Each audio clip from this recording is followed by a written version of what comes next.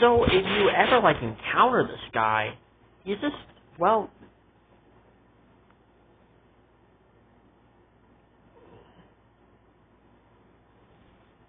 how do I say it?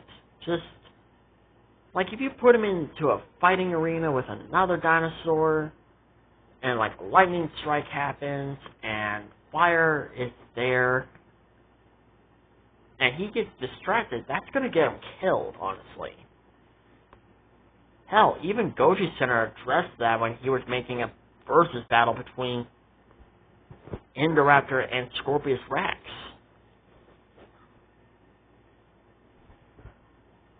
And how, well, Scorpius Rex likes to somewhat reveal his big weakness, and that being spreading his arms and legs out. Just jumping.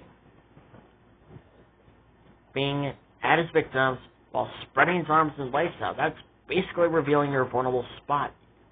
Not you idiot.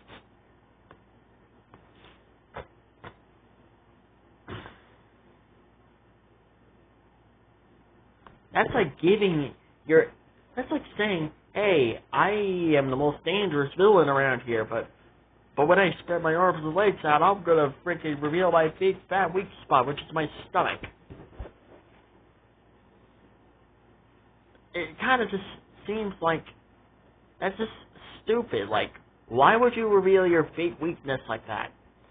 I'm surprised that the campers didn't even consider using that as their advantage, like him just jumping at them while spreading his arms and legs out. Like, seriously, they could have actually killed the Scorpius Rex far sooner, if anything.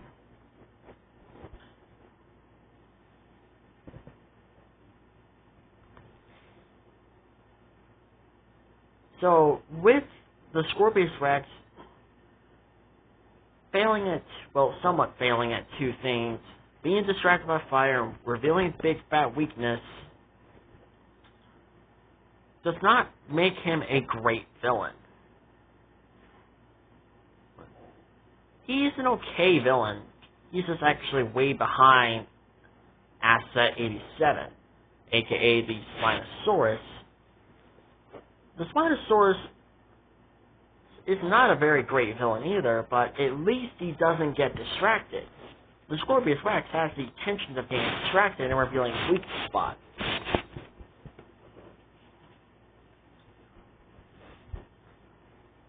So in the end, the Scorpius Rex is not a great villain in my opinion.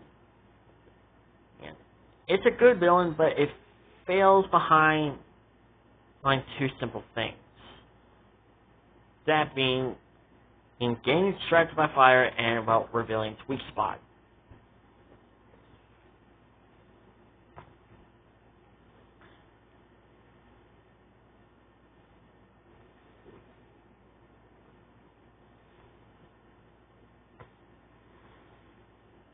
On to our next villain. We have the Indoraptor. The Indoraptor is a far more different villain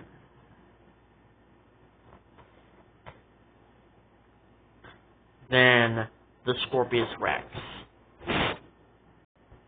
The Indoraptor is our next villain for Jurassic World. Old Fallen Kingdom.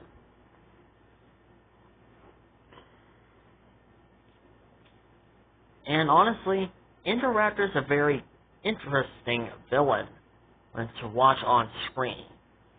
And he basically somewhat has a sick, twisted personality that the Joker has.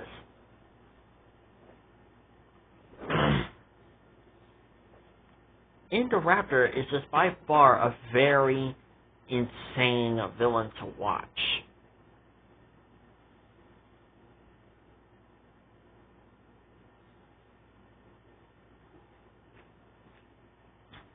And honestly, every time I'm watching this guy on screen, I kind of get the chills when I'm watching this guy. Like, this guy just has a very sick and twisted personality, just like that of the Indominus Rex.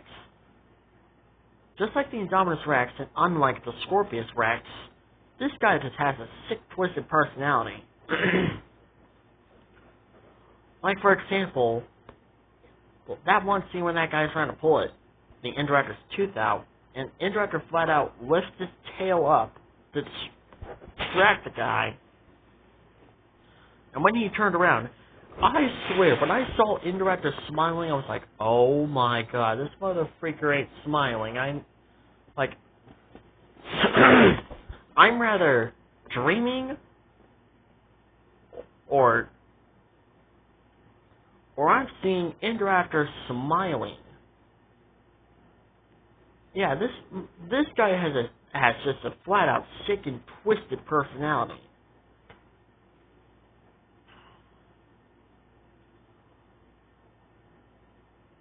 And just seeing how the way he pursues our heroes was just overall intimidating. It was just like that of the Indominus Rex.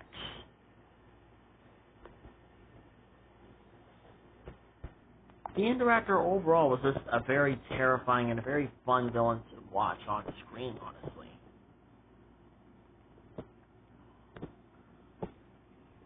And honestly, despite not knowing that much about his backstory and, well, despite him being, well, controlled by humans, and I can't hold that against him. He is a pretty good villain. And honestly. Not a super great villain, but a good villain nonetheless.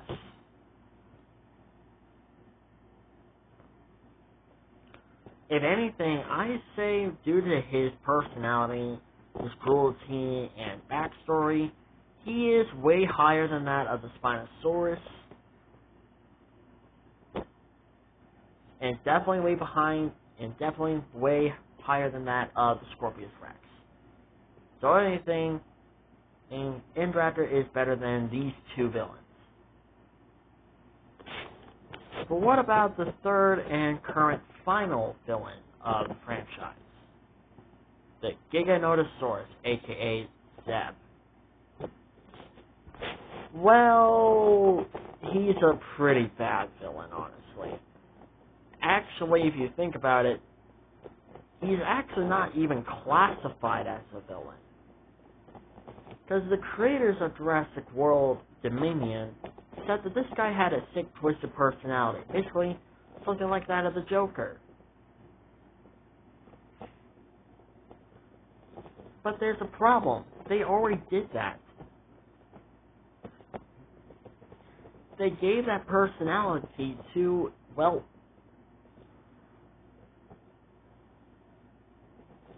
the Indoraptor.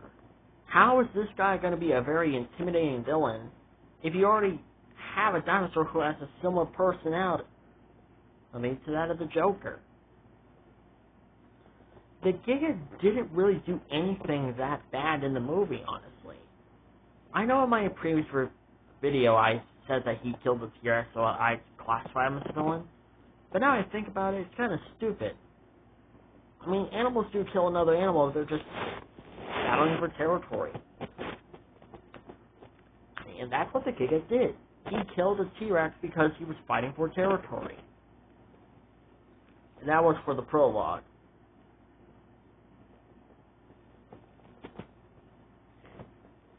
The Giga didn't really even do anything to prove himself to be a villain. He was just being an ordinary animal just trying to survive. While I do like his design and prefer it way better than other Giganotosaur designs,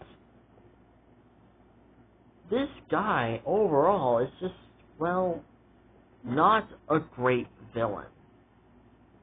This guy had the potential to be a great villain, but he just fails way behind that of all the other villains. In fact, we don't even know this guy's backstory.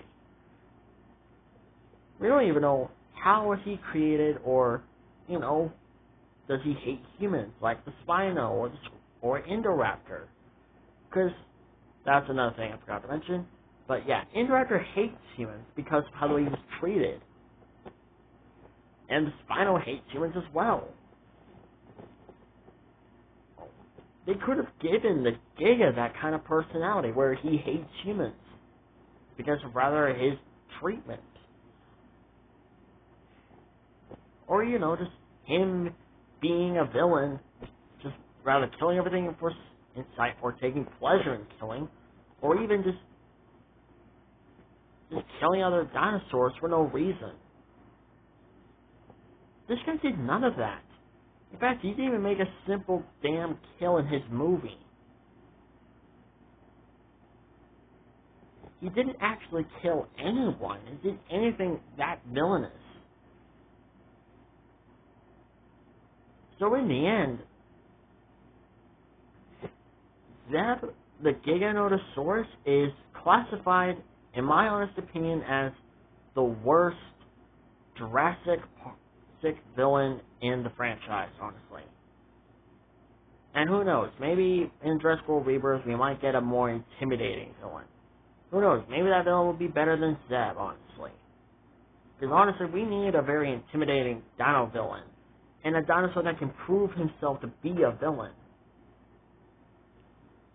There's dinosaurs like Indoraptor, Scorpius Rex, the big one, Indominus Rex, Spinosaurus, all those guys, they have proven to be villains.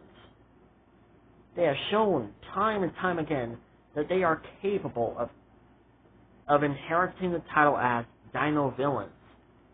Zeb, he doesn't. And as a result, he doesn't have the potential to be a true dino villain. If anything, he was just a simple apex predator. So that was just trying to survive.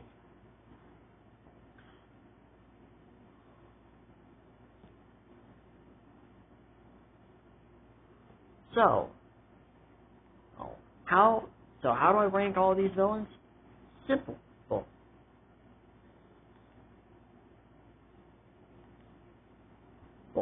Big one, Indominus Rex. The big one of the Raptors from JP2. I would honestly give them a solid 10 out of 10 as best villains. Spinosaurus, I would give it a solid 7 out of 10. Indominus Rex, 10 out of 10. And without a doubt. Scorpius Rex, I say 7.5 out of 10. Indoraptor, a solid 9 out of 10. Zeb, only 2 out of 10. So out of all these Jurassic villains, Zeb is just by far the worst Jurassic villain. So, yeah, and I know what you're going to say, why did I not include Toro? Well, let's just get this clear. He's just holding a grudge against a group of kids, honestly, and, well, if I'm being honest with you, he didn't really do anything that villainous either. So, yeah, honestly. So in the end, that's my ranking of the Jurassic villains, on the worst to the best. What do you guys think? Who do you think is the best Jurassic villain in your opinion? And who is the worst? I would love to hear your thoughts in the comments below. Anyways, hope you guys have a great day. Don't forget to subscribe, like, comment, and I'll see you guys in my next video. Bye-bye.